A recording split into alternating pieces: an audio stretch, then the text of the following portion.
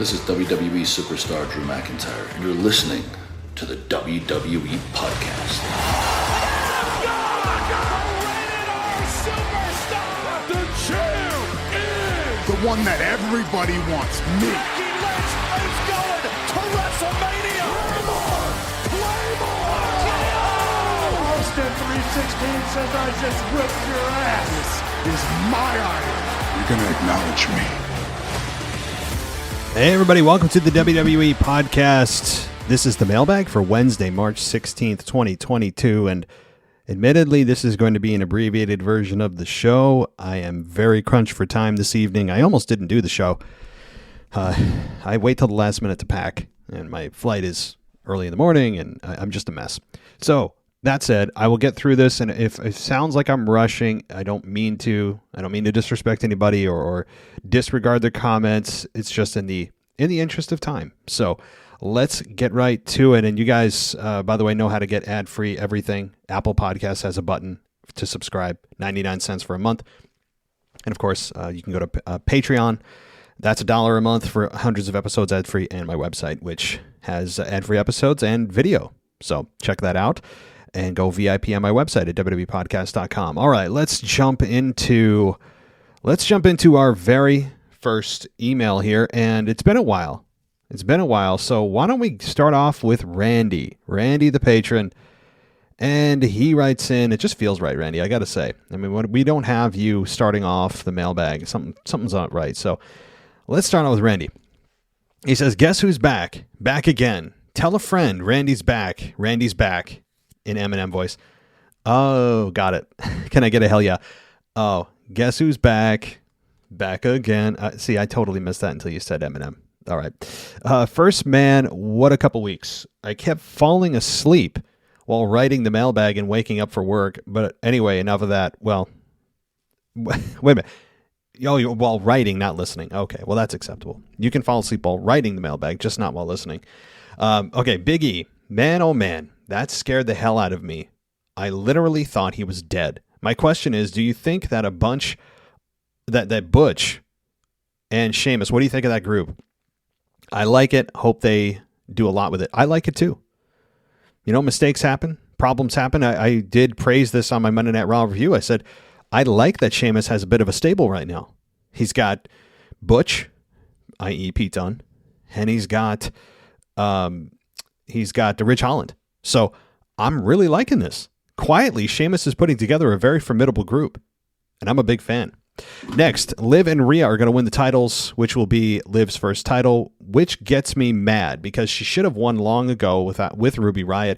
Question is, would you rather see them get rid of the titles and do more like a women's titles that are single? Yes. My short answer is yes, Randy. If they're not going to use championships respectfully, they're not even going to have a division for the belt that they put together or that they have presented. Get rid of it. It's disrespectful. Why not just have a title that the mid to upper card can challenge for? A IC or US equivalent. I'd rather have that than the tag titles. Now, you don't need to make a big deal of the tag titles going away. Just kind of have them quietly fade into the background until you actually have an established division. Yes. I have a scary feeling, that Brock is going to win and be the one to beat Roman. I hope not. Yeah, I hope not too. It's possible, unlikely, but possible. I've said this from the beginning. It seems so likely that Roman's going to win that it scares me that Vince could just do the opposite, to just do a swerve.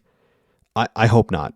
I think people would actually boo that, honestly, because they would realize that, okay, cool, it's Brock, but shouldn't this have been for a younger talent? Somebody they can build on. And I think especially the WrestleMania crowd is smart enough to realize that. Last, I think Asuka, Bayley, Lacey Evans are going to come back on WrestleMania or the Monday Night Raw after. Agreed. I think we could even see somebody show up before WrestleMania. Likely, Asuka and Bayley are the most likely to come back right now. Lacey Evans, I've heard, is also on the way after she had her child. So you're right. I think that the Monday Night Raw after WrestleMania, all three could. I think one shows up at WrestleMania and the other two come back on the Monday Night Raw after. I don't know who. I haven't gotten that level of detail. I mean, you wouldn't want all three on one show. You want to split them up, right? And you want that big surprise or surprises at WrestleMania. And I think Bayley could be that one. If I was going to guess, they'd use the biggest name, which is Bayley, to appear at WrestleMania. That's it this week. Hope everyone was great, and it's so cool when people call my name out there on the mailbag. I love that. Thanks makes my day, Randy. Well, thanks, Randy. I'm glad you could be a part of the show. All right, let's get to the next one here. And Dennis, I can't play your music today, buddy. I don't have it handy. I know you have it right there, but I'd have to download it, and I switched computers, and so Dennis, you're going to have to forego the music. I apologize, but let's get to it nonetheless. This is none other than Mr. Dennis McGinley here on your Mailbag show. Everyone shut their mouths while I speak. Every once in a while, I check in on the Discord area to see what trash is being said. If you're listening, Brad51524, he was saying about how a wrestler got out of character at a freaking house show. Come on, man. I'm sure all of them get out of character. You, Brad, come to the ring with me, white ropes, and I show you something. I do appreciate in future VIP videos on the website that you did those videos for YouTube. For me, it works great and well worth the money paying you, buddy. Take care, and the kids. Talk with you next week. Mr. Dennis McGinley signing off. Well, again, Dennis, I apologize for the music. I know I'm in a rush.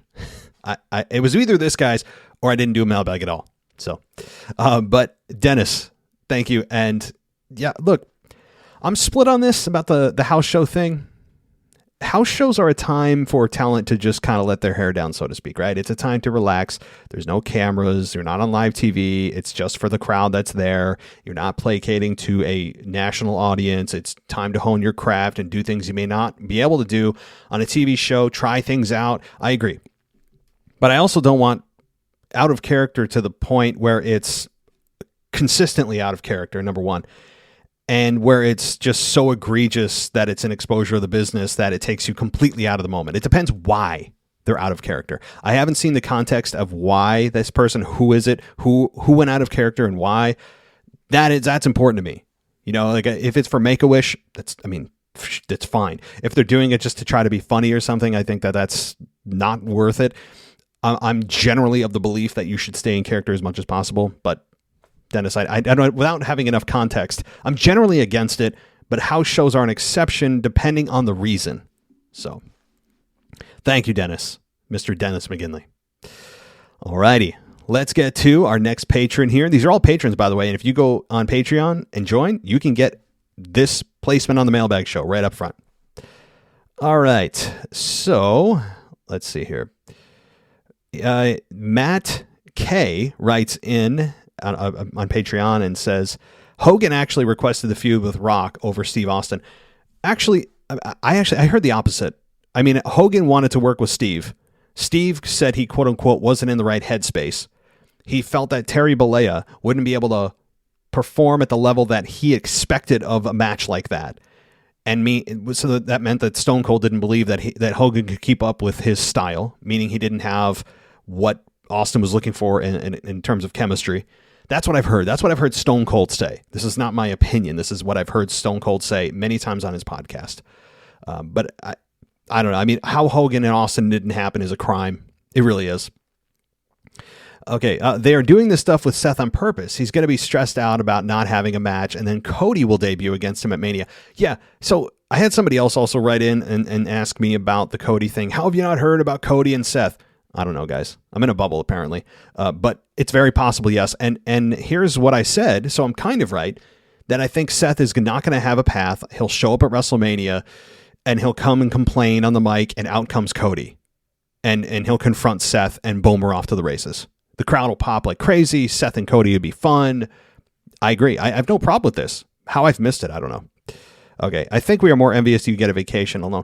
Yeah, I have not gotten when you say alone, I mean that's without the wife and kids. I mean I still have my brother and my friends, but alone, yeah, it's going to be crazy. I'm leaving tomorrow morning, and you guys won't know I'm gone because I'll be back in time for the weekend review. So you won't even know. Thanks, Matt. Tommy S writes in. Thank you, Tommy, for contributing as always. So he says, took a couple of weeks off writing because it seemed like you were a bit overwhelmed with all the emails. I say it every time. Thank you for all you do. Yeah, Tommy, no, look, I know that I noticed after I asked people to only send one email or one voicemail or just one of both, and to try to minimize the text and stuff. But I guess I didn't want to scare people away from contributing. Just the volume of contributing is really what I was at, because people were sending like 2, 3, 4 voicemails, and I was actually playing them, or they were sending like essays of emails, and it really just started to be, it really is just too much. And I'm trying to do the best that I can.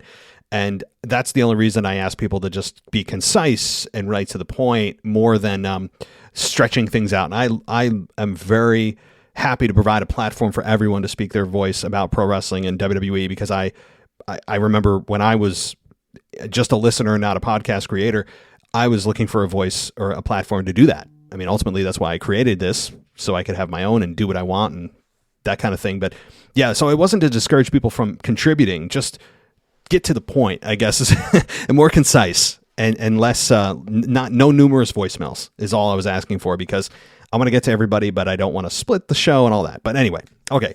So I just finished listening to Monday Night Raw review, and I agree with you on this Omos stuff. I've said it for weeks now. They need to somehow team him up with MVP. Here is a scenario for you. Since they seem to have no clue what to do with the Hurt Business, why not create a story of reconciliation between them? MVP and Bobby Lashley, and then add Omos to the group. They could do so much together, and there are so many storylines that could be created from it, and it would give Omos the chance to grow and make the Hurt Business relevant again. The other thing I'm interested in is where the storyline with Seth Rollins. Okay, well, first of all, we get to Seth. I like that. I mean, here's the thing. My knee-jerk reaction to that is, oh my God, how many reconciliations are we going to do? How many have they had, and how many have they had without explanation? That's the problem. But I would forego that if it was for Omos to be in a group, kind of the head of the group, the ringleader of this heel faction, and MVP to be the head of it, or be the mouthpiece, because Omos is not exactly a great promo right now. No problem there. I actually have no problem with that. It would utilize Cedric Alexander and Shelton Benjamin to their best maximum capacity, because they're certainly not doing anything other than losing left and right now. They're essentially an enhancement tag team right now. So to put Omos in that position, I think would benefit Omos, to give him a faction to run. MVP would be able to be the mouthpiece, and then you'd have Cedric and Shelton being kind of the dirty work guys that take out whoever they want, and then Omos comes in to finish them. The thing is, though, where does that leave Bobby Lashley? Because Lashley and MVP are a nice team too. That's the question. The other thing I'm interested in, where this storyline is going with Seth Rollins. I am a fan that enjoys storylines, and to me, this is entertaining. I know it's not for everyone, but I'm enjoying it. I personally hope that somehow he gets added to the title match at WrestleMania and pins Roman to win the match. Yes, I know that's probably not going to happen, but it sure would be fun if it did. That's all my ramblings this week. Have a great vacation. Look forward to hearing your comments. Here's what I said. I said that too. Look, we still have 2 more weeks of television. It's not impossible. It's not. But WWE has gone full steam ahead with Brock Roman. There's no third person. I thought Drew could eventually be added to this. If anything, I thought Drew would be the third person to be added and to be a triple threat. They're not going there. They've already made their bed. They're going to lay in it now. And they are going full steam ahead with Brock and Roman. And that's it. Period. End of story. And I don't hate your idea. In fact, I want anything that gets Seth to be champion, whatever storyline that is, however that happens, I'm for it. And I'm for this, but WWE isn't. Vince isn't going for this. He looks at Brock Roman as like Rock Austin, which is absolutely ridiculous to me. It's insulting to Rock Austin almost, because, again, as I've said, Rock Austin is something that people loved, couldn't get enough of, and just it was magic with those two. With Brock Roman, they have chemistry. They're fun to watch, but they're not something that people lose their minds over, right? So for them to call this the biggest WrestleMania match of all time it's not something that WWE should be coming up with. It's something the fans should come up with. It's manufactured ahead of time, as I've said. It's preposterous. Okay, so thank you, Tommy, and I appreciate that. All right, so I think that does it with the patrons. So let me see if I have. I do have a few emails from everyone else here. Let's start with Dennis O'Brien, and he says, "Hey Matt, it's been a while since I emailed you, but I'm back. I want to address the other Dennis. I believe it's Dennis MCG, who contributes to this podcast. Know your role and shut your mouth. I'm the only menace here. Unless you want to team up with me and we take this podcast over, the menaces of society. Either you're with me or you're against me, your choice. Okay, Dennis. So both Dennises, do they team up? They're both heels. Do you guys team up or does one turn on the other? I'll leave that up to you guys. Anyway, on a serious note, R.I.P. Scott Hall. I wish Biggie a speedy recovery. And do you think that Raw was a bit of a placeholder this week because of the sad passing of Scott Hall? That Cody was supposed to debut and return this week, but because of the situation that was put back a week or so, I do believe it's Rollins versus Rhodes at WrestleMania 38. Great show, Matt. Talk to you soon. I don't know. Maybe, here's the thing. I would actually like to have Rhodes debut at WrestleMania because I want to hear that pop. Seth should come out disheveled, angry, screaming he doesn't have a match. How dare this company not put me on the show? I'm a WrestleMania main eventer. I've won the championship at WrestleMania. Like, go on and on about his resume. Slam the mic down in anger. Just as he's about to leave, Cody Rhodes comes out and they have a match. I think that to me is how they should do it. And if he was supposed to debut this week, perhaps it was because of Scott Hall, maybe. But the thing is, they didn't exactly take a whole bunch of time to talk about Scott Hall either. It was only like a few minutes. So I don't know. I don't think it was a placeholder because of Scott Hall. I mean, that's my guess. That's what I think. Okay. Thank you, Dennis. And I want to make sure I didn't miss anybody else. I know I have other people on my other, I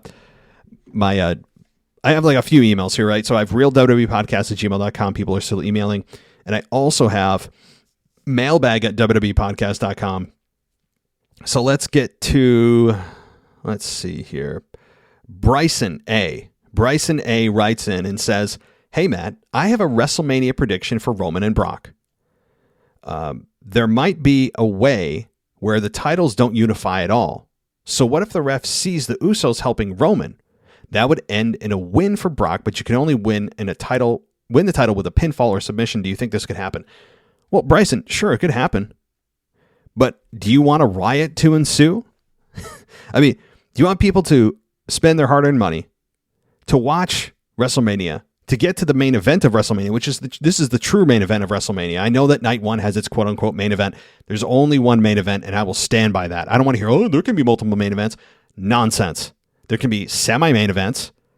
There can be wannabe main events, but there's one main event. That's why it's a singular term. Anyway, so it could happen, but boy, do you want to incite a riot? I just out of my own curiosity for the crowd's reaction to that, I want to see that happen just for the crowd to lose their minds. Just think about that. They do a DQ finish at the WrestleMania main event, and they're calling it the biggest match of all time, and yet it ends in a DQ. Oh, I want to see that. I want to see. The crowd wouldn't know what to do. You would hear bull, right away. Oh, please let it happen. Now you get me excited. It could happen, sure. I'd give it like a 1% chance, though, just because you can't do that kind of finish on a WrestleMania main event. I mean, you just can't. Or can you? All right. So, Charlie F. from Wisconsin writes in, and he says, "Happy 316 day, everyone." Agreed. "Hopefully everyone has at least one beer today." Well, don't worry, guys. For all of you listening, my trip to Florida, I'll be having more than enough beer for everyone. So I'll cover everybody here. I have a couple of WrestleMania matches that I think could work. My first one is a fatal 4-way ladder match. I lost my spot.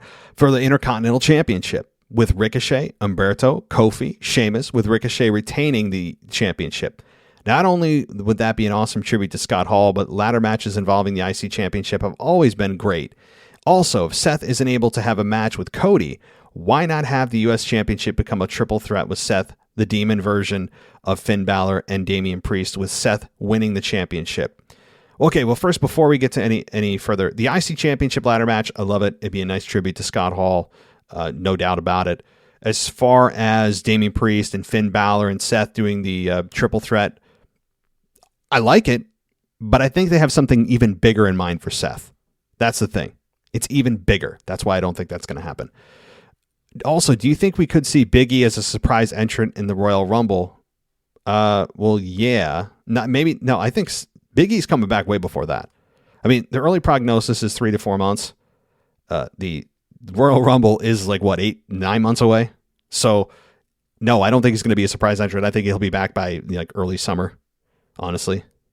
Okay, have a great week, everyone. My prayers to the friends and family of Scott Hall and Big E to hope to see you back in the ring again soon. Yeah, agree, Charlie. Totally agree. All right, let's see here. 2 more emails, guys, then right to voicemails. I told you we're flying through tonight. I apologize, but okay. I'm going to read this because it wasn't supposed to be for the mailbag, but I think it's fun to address. This is from Jacob. Here we go. This is going to be fun. Your ads are plentiful. It almost puts Conrad to shame. I do subscribe to the Apple Podcast ad-free. Not a big deal, but the latest episode this morning was not ad-free. Not sure if this is just one time happening. It's strange that you did not mention that. Okay, well, first of all, I did fix that, Jacob, and I did message you that I fixed it. The thing is, if I don't immediately if I post my ad-filled one and I don't immediately post the ad-free one, there's that gap in time, and I just forgot to post the ad-free one. And so my apologies, but I'm glad I can at least you can compare me to Conrad Thompson, one of the most successful podcasters in pro wrestling, in terms of how many ads I have. So I guess I'll take that as a compliment. It's strange that you didn't mention anything about Cody possibly for Seth. Well, I did now. Almost everything I see or hear, social media wise, in regards to Seth, about the word games that he's hinting at Cody. Yeah, I addressed that many times already tonight. Sucks that Big E got injured. Hopefully he comes back fully healthy. Not a Stone Cold Steve Austin type of nagging neck issue. Hopefully he comes back as a heel and have a Mark Henry type of run. That's the only iteration of Mark that was the main event caliber. I think it might help Big E reach a new level. That's a good point, Jacob. I have to say, Big E turning heel would be way more fun. Totally agree. And I'd want to see I want to see heel anything from New Day. I want to see what that looks like. One last thing. I hope Becky cuts off Bianca's hair next week. It's not going to happen. I mean, that's a hell of a commitment for just one match. I mean, I believe that is her real hair too. I'm fairly sure. It's not just like a extension, I think. So that's a big commitment. I mean, Becky could do it just for heel heat, but boy, that is a big commitment to do, because how long would that take to grow back? A long time. All right, this is from Grace, and she writes in and says, I hope you and everyone listening are doing well. Let's talk Monday Night Raw. First, did they really expect us to believe that Seth Rollins, one of their biggest names in the world and the best talents on the roster, just casually doesn't have a spot on WrestleMania? I'm predicting for either Cody to show up before or at WrestleMania for a WrestleMania 31 repeat, and Seth gets involved to fight in the Roman match. Yeah, I agree. I mean, I went over. I hate to say I already went over this, but I did, because other people brought this up, Grace, and I think Seth could interfere if Cody Rhodes doesn't show up and face Seth before or at WrestleMania. I think Rollins is going to do something big, just like you said. And it could be that caliber where he interferes once again with Roman. Because don't forget, they have unfinished business. You remember when Roman beat down Seth and left him laying when they had their match? And he was messing with Roman Reigns' head by dressing up in the Shield gear? That was unfinished business. He could say, did you think I forgot, Roman? Why not? Okay, next, I would like to humbly say that I called Liv and Rhea from 1,000 miles away just saying, well, yes, you did. Good job, Grace. I do enjoy the team because they are so opposite but the same. There's no competition. There are so many tag teams in NXT they could easily pull from. They just had a tag team tournament, for crying out loud.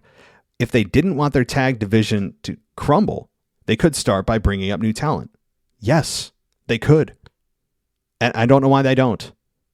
If they're going to have a championship, make it competitive. You can't, it's insulting, it's embarrassing, and it's angering that they have a championship where it's uncontested for months because nobody else is in the division.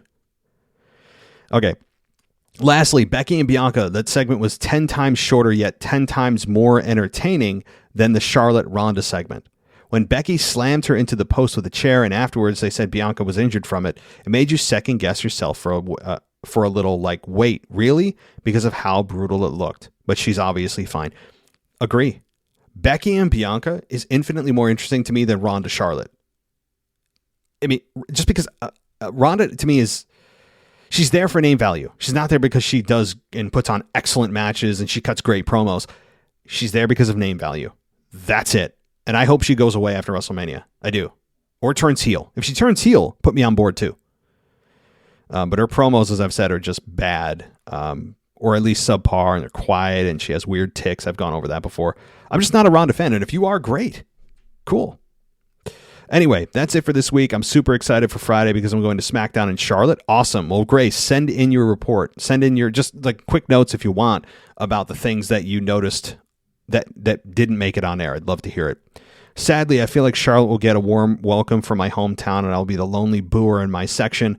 Super psyched to see Roman, Ricochet, Sasha, though. Have a great week. Well, that's awesome, Grace. Again, I'd love to hear your in-person reaction and in-person analysis. I really would. That'd be a lot of fun. All right. That is it for the emails, guys. We are rocketing through this. It is now time to get to voicemails, and here we go. Hey, Brad in New York. It's Saturday morning. Just watched SmackDown. I know that by the time this airs, we'll be way past that. But I have a theory on what's going on with the Pat McAfee thing. If you notice, I originally got nervous that maybe Pat's contract was up, and this was kind of their way of writing him off TV when Austin Theory came out and Pat, attacked him. And Michael Cole was saying multiple times, who knows if we'll ever see Pat on a SmackDown broadcast again. This could be the end of his broadcast career because of his unprofessionalism, attacking Austin Theory. And Michael Cole said it a few times. What I think they're going to do is I think next week or at some point, you're going to see Vince McMahon scolding Pat McAfee saying, Pat, what you did was really unprofessional and, we can't have this and you're fired. And, have Pat kind of maybe beg for his job back or something like that and say, I want to be here, I'm sorry. And Vince will make a proposal to say, Pat, I'll give you a deal. If you defeat Austin Theory at WrestleMania, you could have your job back. And I think that that's going to be the stakes on that match to up the ante, quote unquote, because I think that is the only thing that makes sense why they acted like Pat was so in the wrong for attacking Austin Theory and why it was such a big deal. That's the only thing I could think of is that they're going to put a stipulation that if Austin Theory beats Pat, Pat is gone forever. And that would make the match, really interesting. I mean, obviously, we need Pat to win. Pat being gone from SmackDown would be an enormous blow. So hopefully I'm right. We'll see. But I can't imagine any other reason why they did that or why Cole was really emphasizing, Pat not being part of the broadcast team potentially. So thanks. Hey, Brad. So my response to that is as follows. I like that stipulation. It adds a little bit of flavor to the matchup. No doubt about that. The only problem that it does also is make it more predictable, though, because there's no way Pat McAfee is going to be gone from SmackDown. He is one of the best things to happen to SmackDown in a long time, and that's talent or otherwise, and certainly one of the most energetic, charismatic announcers we've ever seen, right? So I absolutely believe that it's going to be Pat McAfee's coming out on top. I think Pat McAfee's coming out on top no matter what, but if he is added, the stipulation's added where it is something that Pat McAfee can't lose, then Pat McAfee wins, and it just becomes a little more predictable. I like it, and that's no problem. I also think Finn Balor is going to interfere in this match, given what happened on Raw. I think Finn Balor is going to help be the one to cost Austin Theory that matchup, and then Vince loses his mind on Finn Balor, and then maybe Austin Theory and Finn get into a real program, because you can't have this continue beyond WrestleMania for Pat, because Pat is not a pro wrestler. Okay, he's not going to get in the ring and have an excellent match. He's just not. He's an announcer, and that's kind of where it ends for him. But Brad, thank you. Good analysis, and I like the stipulation. All right, let's continue. Hey, it's Kyle from Baltimore. So I just wanted to talk about everything that's happening heading into WrestleMania I think it's with Roman Reigns. I think it's Now, I said this before about Roman Reigns. I enjoy his work. I think he's a great champion. He has some great matches, but I'm probably in the minority of this. This thing with Brock Lesnar is so boring. It's not for me. I think the fact that this is a champion versus championship winner take all type match is not what I want to see. But I mean, it is what it is. I can't help but to look ahead after like the night after WrestleMania on Raw, then on SmackDown, and even heading into Backlash in May.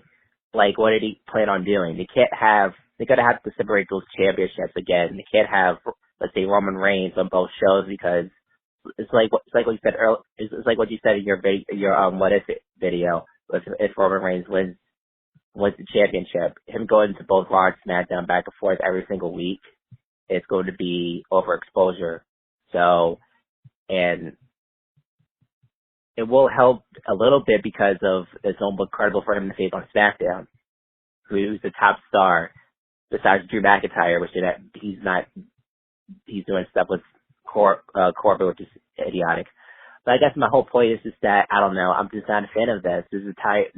I never was a fan of Brock Lesnar, never will be. I don't care what he's doing right now currently on TV. It doesn't interest me.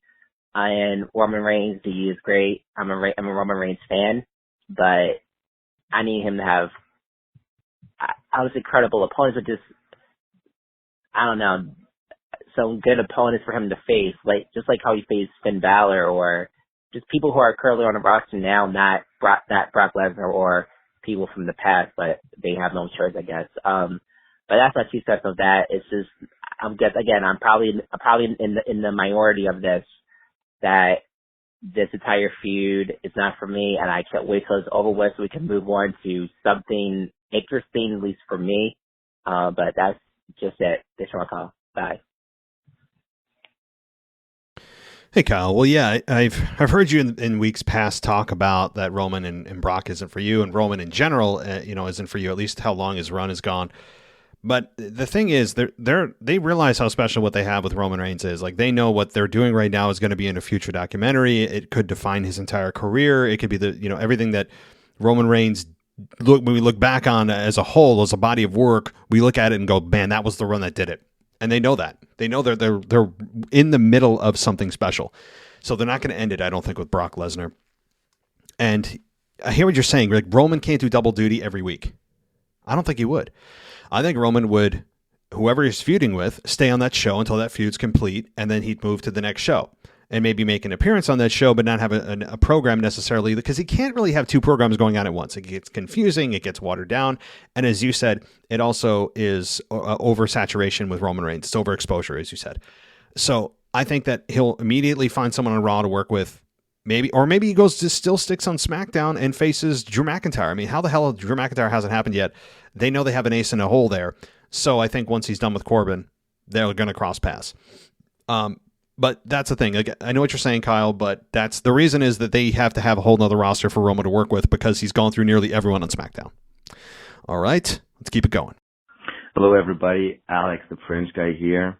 First, Matt, I would like to claim something really obvious for everybody, but I would like to claim my European WWE podcast champion, because I've been in the podcast for several weeks now, and I never granted the championship itself or a shot at it. So, Matt, please grant me, as your new WWE podcast European champion.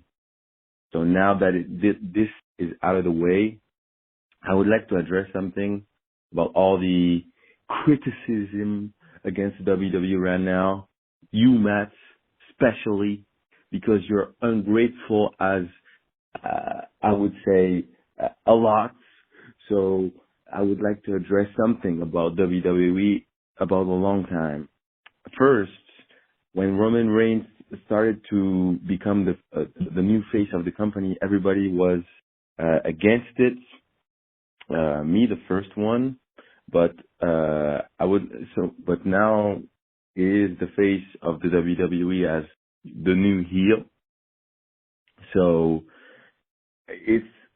WWE make poor choices, but I would like to address something. I was kind of in my way of thinking, but we point at WWE a lot of times for what they're doing, but isn't it what we really want? Matt, you are the first one to criticize WWE in a whole, but you're also the first one to talk about it. So isn't it at the point? Isn't it at this main event at WrestleMania being one-sided, the two championships, the two stars? I mean, isn't it calculated all along? This is all for me for this week. So my first message, once again, if you're from Europe, I dare you to claim the championship anytime soon. I see that there's no competition right now, so this is why I make the statement.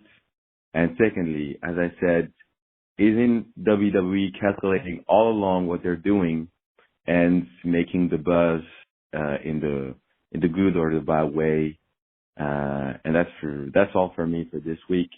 So Matt, please take your power and grant me that championship so we're all fair and square and you have a great champion in the WWE podcast.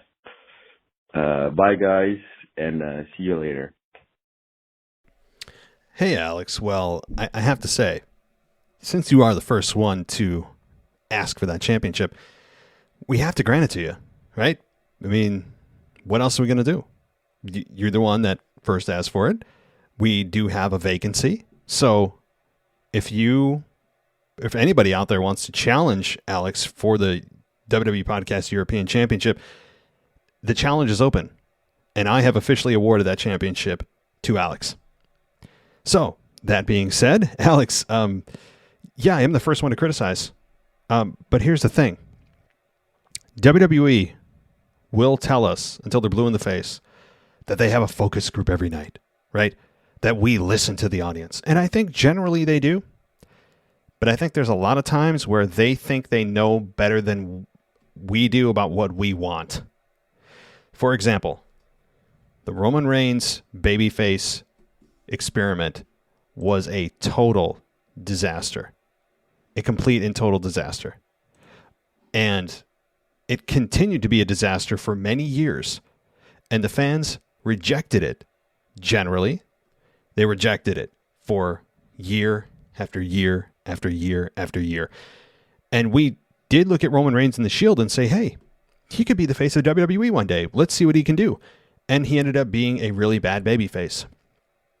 And instead of just saying, okay, we've given this 6 to 12 months, it's clearly not working with Roman, let's try to turn him heel, Vince trudged along for years.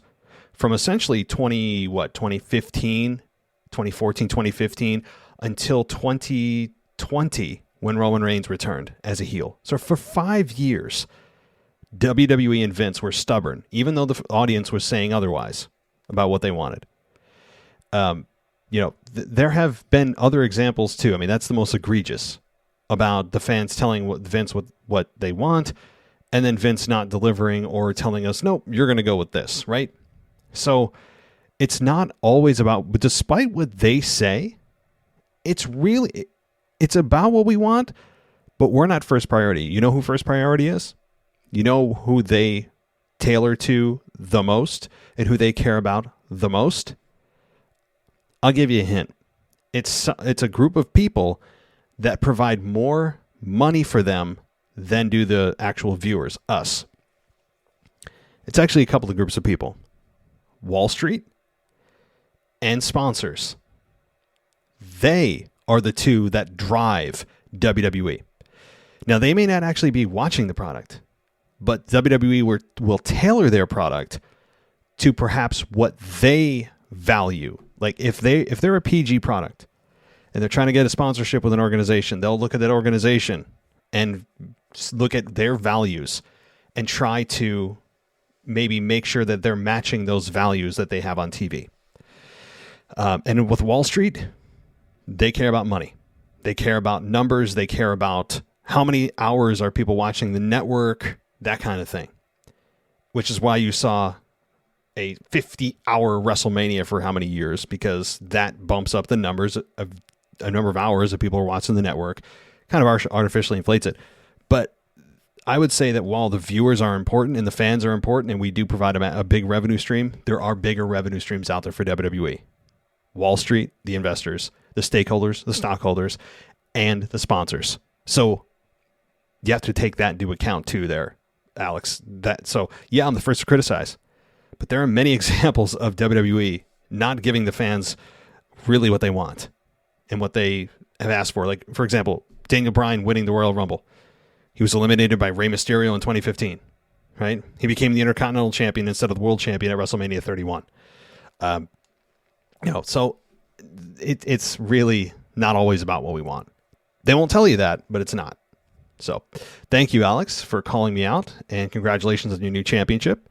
Let's continue on. Hello, everyone. This is Memphis Mark from Mullet Manor. So much going on with wrestling and with NCAA tournament. Go Tigers, Memphis Tigers, go Tigers. And so we're gonna. I haven't even finished watching Raw, but I had a couple of big points, and I'm gonna try to keep it to 3 minutes. But a good a promo by KO, and man. The promo with KO and Seth, the way Seth's eyes and his mannerism, they got a future. Damien, man, what a way to start a match and go to a commercial. WWE, what a way to screw up an ending. All right, here we go. This is the reason I wanted to take the time. I'm going to spend the next 2 minutes explaining something. I've been talking about Omos. And for reason being, I'm a big Memphis Tiger fan. I follow them on the road, and one of our conference tournament foes is South Florida. Well, Omos played center for South Florida, and I've been holding off on this because I was hoping to see what he did. I think tonight was by far his best match, but I've been a little hard on the boy. But or the young man, I should say. I didn't mean that with any disrespect. All right, so Omos, they haven't even gotten him any ring gear or any direction on that. Sucks on their part. Trained by Kevin Nash. I love Kevin. Trained by? Come on. All right, he's 7'3", and he's averaged around 350 to 330 pounds. This is his stats. His best game, of course, was against us. He had 3 points and 7 rebounds. All right. He started 3 games in his career at South Florida. He averaged about 5.5 minutes over 43 games. And his points, he averaged half a point. All right. Let me say that to say this. To be a basketball player is going to be, you have to be a hell of an athlete. Maybe there's something there that I don't see. And after tonight's match, maybe, I hope I'm wrong. I hope he has a great career and they build him up and they do right. Just don't do it too fast. At least they're not trying to do a damn Goldberg. All right, guys. God bless you all. Spay and neuter, and all my prayers out for Ukraine. I'm out. Memphis Mark with the always interesting facts that I guarantee no one here knew. I didn't. I mean, and it's always interesting to hear about things like that because the history that he has, WWE doesn't bring to the forefront. And if you don't do digging on your own or just happen to know it, you'd never know about that. And it's cool. I mean, like, to know about his stats and what he did previously and all that kind of stuff. Look, Omos is a big dude. He's got a great presence. He's got a great look. But they're relying too often and too much on that. Instead of building a character, instead of trying to get him in front of the mic, even if it's briefly. Like you said, there's really no direction. Was it his best match? I mean, it's kind of a low bar, isn't it? Especially in the definition of what a good match and great match is today. He is so far from that, it's not even funny. Now, at 7'3", I don't expect him to do flip-flops and flies, but there's a certain ring psychology that you have to have as a big man, and you can still have really good matches. It's just the pace has to change, the psychology has to change. You don't have to have to know how to sell as a giant. Everything changes, and right now with Omos, it's like the same formula over and over: no sell, no sell. No, doesn't take a finish, hasn't left his feet, choke bomb. That's the end of it, and it's time for them to move forward, right? Either crap or get off the pot with Omos. I think do something. Maybe they're not seeing any progress, which is why they're not doing anything with him. I don't know. But I'm with you. The guy has an amazing presence, is a huge dude. There's a lot there that's attractive. But it comes down to, do you think that this is a long-term investment? And they'll have to make that decision. Thank you, Mark. Very fun. Let's continue on. Hey, man, it's Justin from Maryland. Just want to give my thoughts on a couple of topics. So first, I enjoy Raw. It was an okay show. I was just waiting to find out what Seth was going to be doing at WrestleMania, and as we know, we don't have any clue. I don't know, like, there have been rumors about Cody Rhodes facing him, but if that was going to happen, then he would have already returned. So it's just like, what is there for him to do? I mean, I'm sure there's something big that we're not thinking about, but it's just like, why couldn't you just have something in place for him? Like, I'm definitely a little let down on the WrestleMania this year. I think last year was better. We had Edge and Daniel Bryan main eventing, things like that.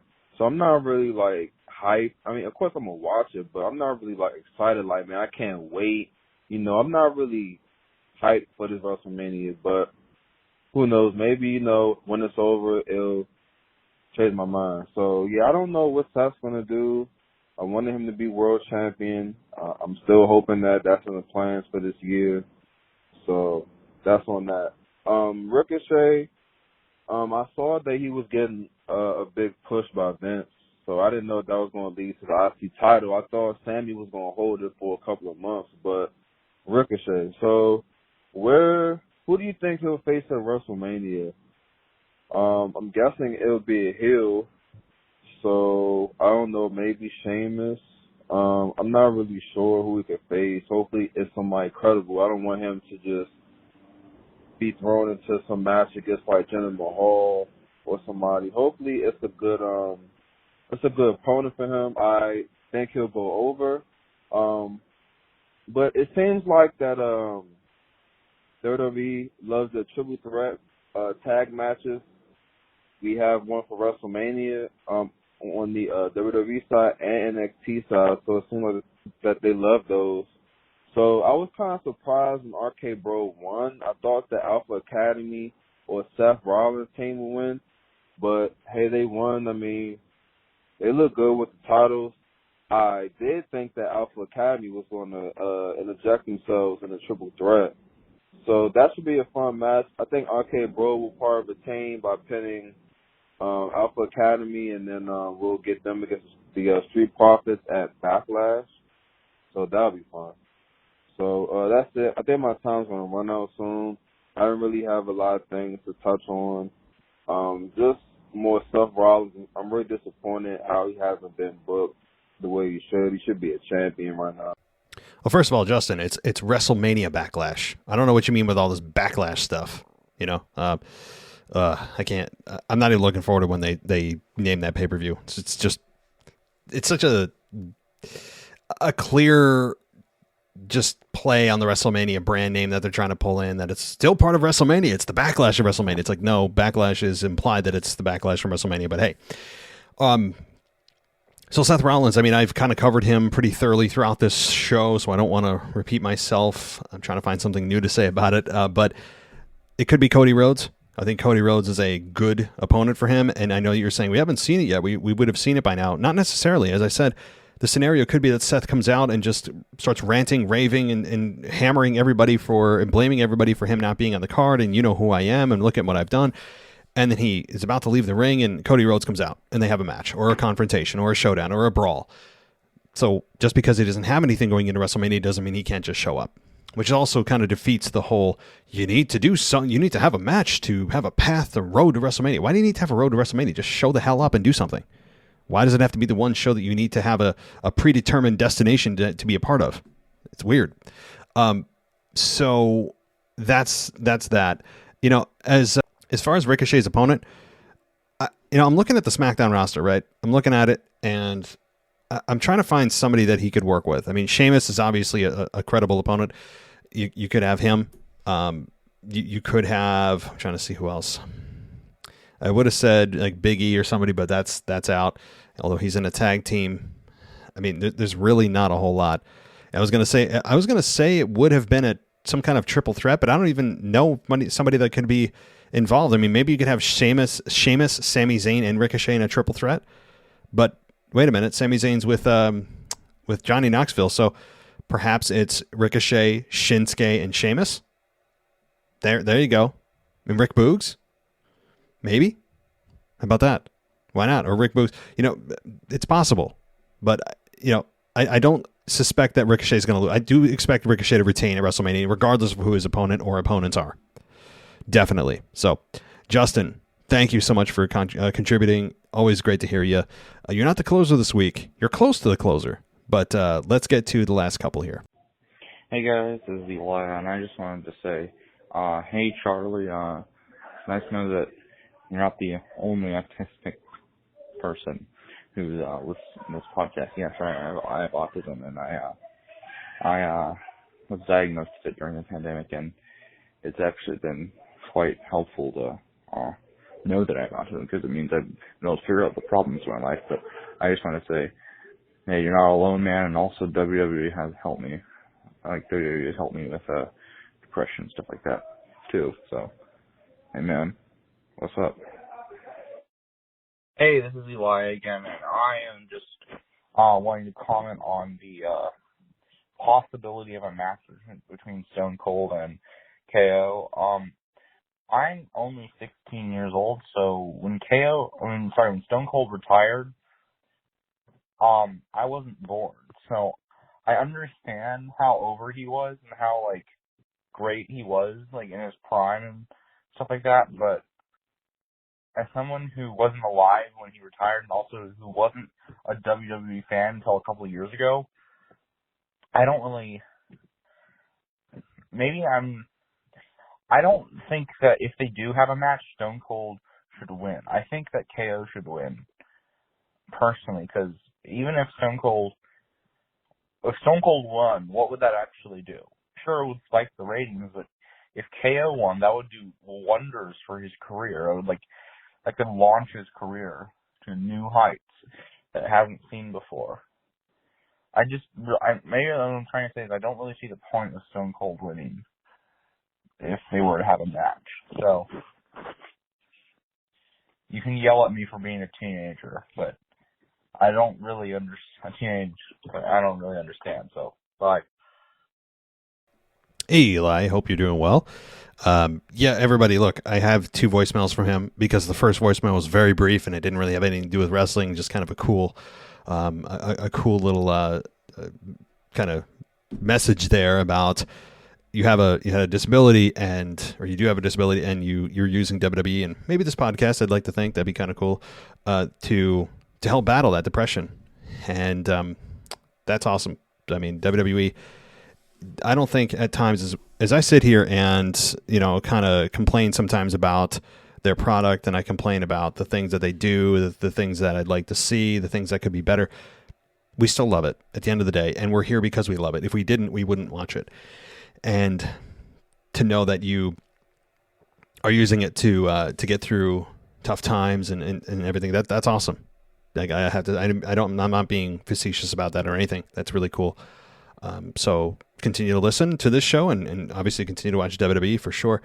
Now, your question or your comment about Stone Cold and Kevin Owens is a pretty cool one.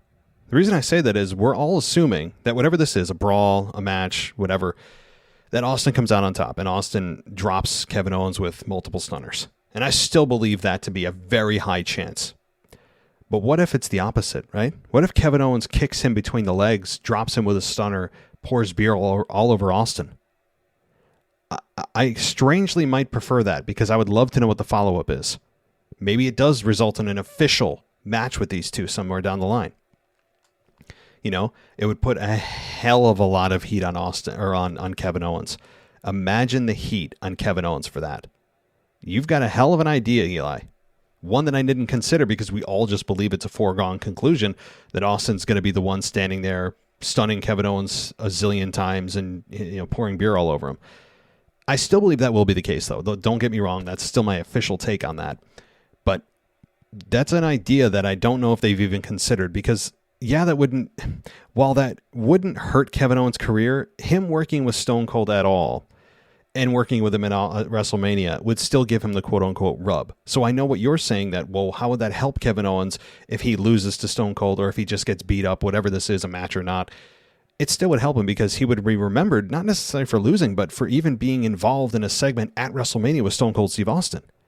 So yeah, that's the logic that they are telling themselves with Kevin Owens in this situation if Austin is to go over and look good and Kevin Owens is going to be laying there looking up at the lights. That's the logic. So, Eli, thank you for calling in. Thank you, everybody. I know this, again, is much briefer than normal, but in my interest of time, I have to, as I said, kind of make this a little bit quick, but I'll be back on Sunday with your week in review, probably a little hungover. And then tomorrow is going to be the NXT and AEW. Friday is still rivalries, and the rest of the week is still the same. We got our great SmackDown review team of John and Mike, who are going to cover on Friday and night into Saturday morning. And the rest is history, guys. So everybody, thank you so much for listening. As always, take care. And consider going ad-free on Apple Podcasts, on Spotify, or on Patreon, or on our website, www.podcast.com. Thanks, everybody, and I'll talk to you next time. Thanks for listening to the WWE Podcast. Don't forget to subscribe on your favorite podcast app so you don't miss a show, or head to wwepodcast.com. And for all of these shows ad-free, head over to patreon.com/WWE Podcast. Until then, we'll see you next time.